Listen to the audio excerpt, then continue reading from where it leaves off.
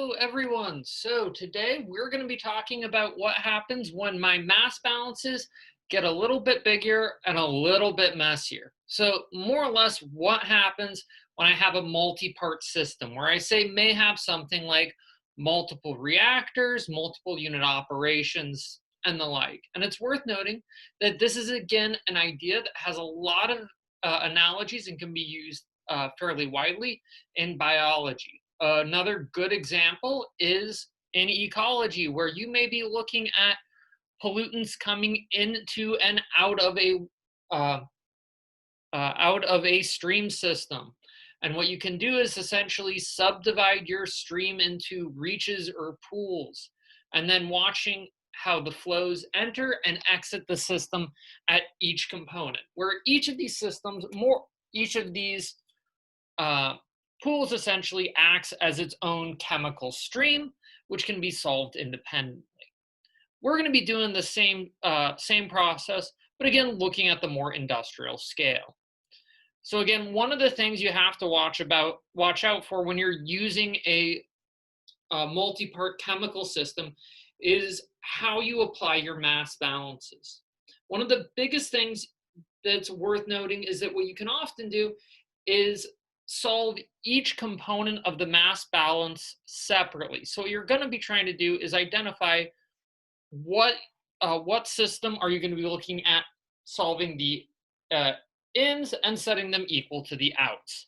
So for example, let's say I have a system with 2 unit operations where each one has a certain set of outs. So the first system I can set a mass balance for is the entire thing.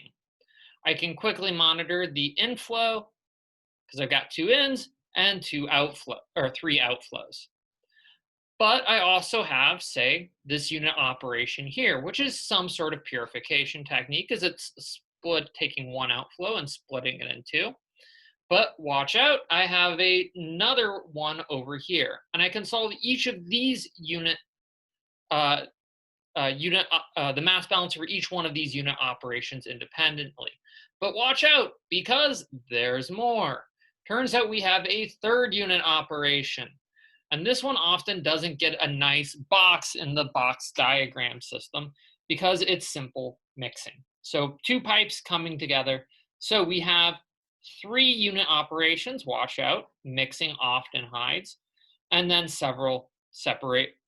and then 2 separations. So let's go ahead and take a look at an example problem of this type and how I can try and solve unit operations for components and for the total system and more or less bring them together. And we're going to do this for a system that has actually quite a messy basis. This is actually one of my favorite systems. It's working with something called syngas. So syngas is a mixture of carbon monoxide and hydrogen gas. And it's actually a very commercially important feature because you can get syngas from the reaction of coal and water, and it can also be used once you have which it can be used to generate hydrogen directly, or what you can do is mix the CO with H2 as a precursor for making long chain hydrocarbons. However, it's often frequent that you'll generate too much carbon dioxide. And so that's more or less what we end up having here. I have 2 streams of syngas.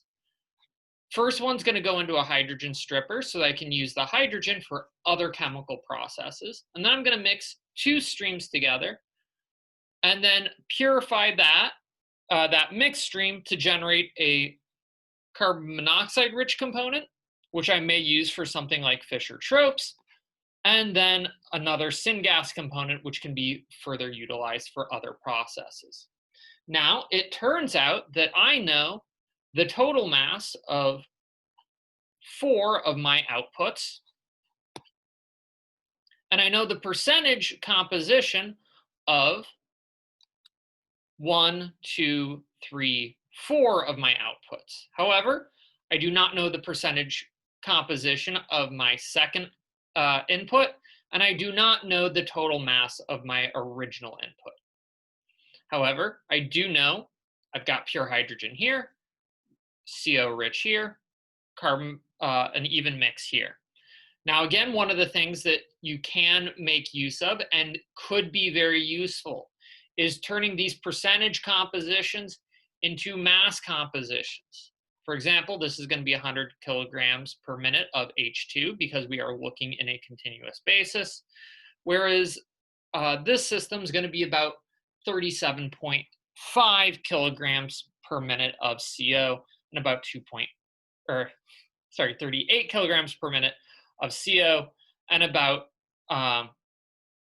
2 kilograms per minute of hydrogen. So by turning into these various bases, we can solve the problem in components. So we're going to start by looking at this purifier and solving the mass balance for it to figure out what's the total mass of this system.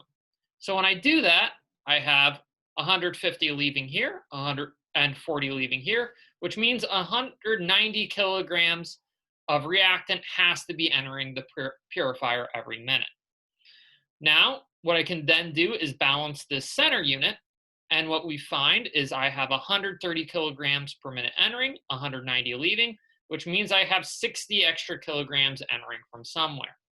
Now, one of the reasons why this is useful is because having solved for M3, or my third stream, makes it very easy to solve for M1, because I have 60 kilograms of mixed product leaving the hydrogen stripper and 100 kilograms of hydrogen leaving the stripper, which means that my total input was 160 kilograms per minute. So by using this split form, I was able to solve 3 mass balances in quick succession.